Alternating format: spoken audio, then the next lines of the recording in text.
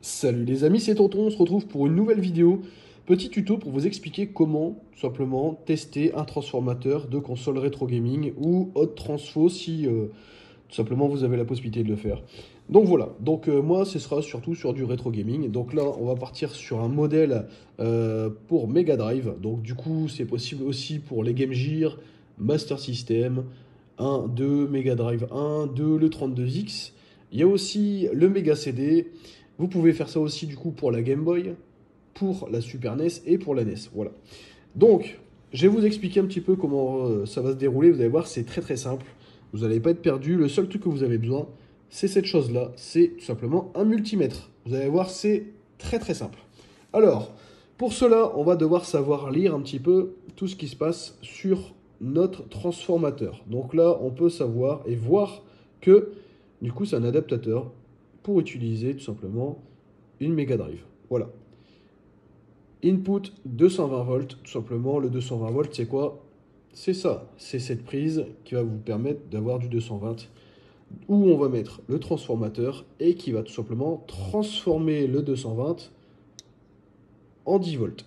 Voilà, donc ce que votre console a besoin pour être alimentée.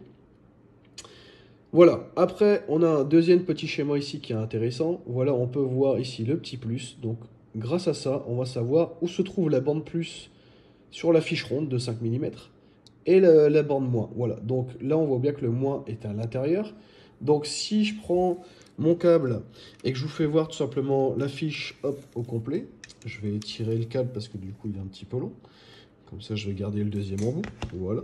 Donc on nous a dit le moins est à l'intérieur. Donc le moins se trouve donc du coup ici. Voilà, à l'intérieur. Et le plus se trouvera hop, ici. Voilà. Donc pour faire notre test, tout simplement, le multimètre, on va le mettre directement. Voilà, il est en position off. On va devoir le mettre en position volt. Voilà, on continue. Et là, tout simplement, je vais mettre 20 volts. Il y en a largement assez. De toute façon, on ne dépassera pas du coup cette tension. Voilà, donc du coup, on pose le multimètre. On reprend donc du coup notre adaptateur, notre transformateur, pardon. Et donc du coup, on lit bien que le moins est à l'intérieur. Voilà, donc je ne sais pas si vous voyez bien. Voilà, on voit bien que le moins part à l'intérieur du petit rond. Et le plus va autour. Voilà, donc du coup, ça c'est le plus ici, le moins à l'intérieur. Voilà. Donc le moins, on va pouvoir prendre notre fiche. Hop là. On prend le moins, du coup, on va pouvoir le mettre à l'intérieur directement. Tac, voilà.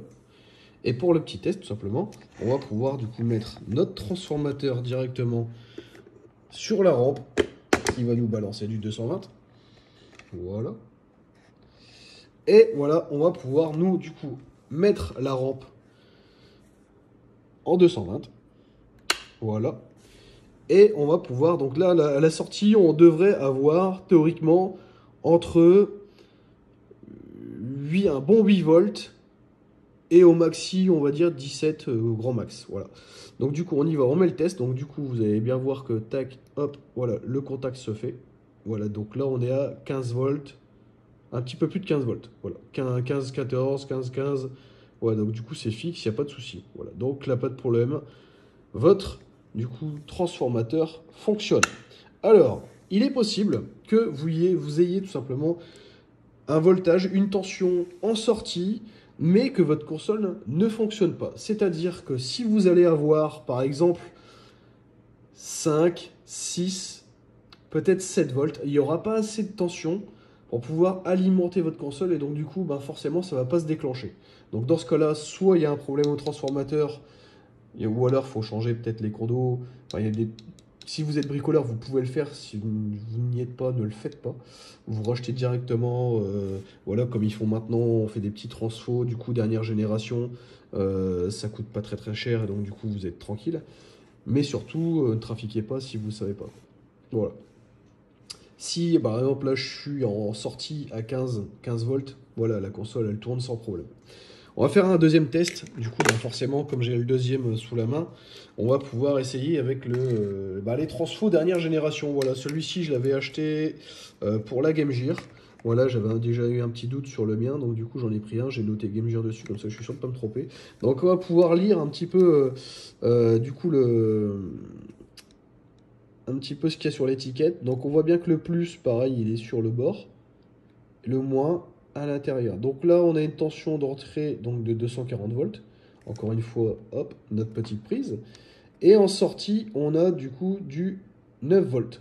Voilà. Donc théoriquement, là, on devrait avoir 9 volts. Un petit peu moins, pourquoi pas. 8, ça passe. 7, ça passe, je pense, normalement. Mais si on a par exemple 3, 2 volts, 4 volts, ça ne fonctionnera pas. Voilà. Donc, on a dit le moins à l'intérieur. Donc, on refait la même opération. Hop, on met tout simplement notre pic à l'intérieur. On va pouvoir remettre notre 220. Tac. Et là, on va pouvoir voir le test, tout simplement. Tac. Et donc, du coup, là, on a tout simplement 9,14 volts. Donc, du coup, ce qui nous dit que le transformateur fonctionne parfaitement. Voilà, donc du coup, au moins comme ça, vous savez tester un petit peu les transfos.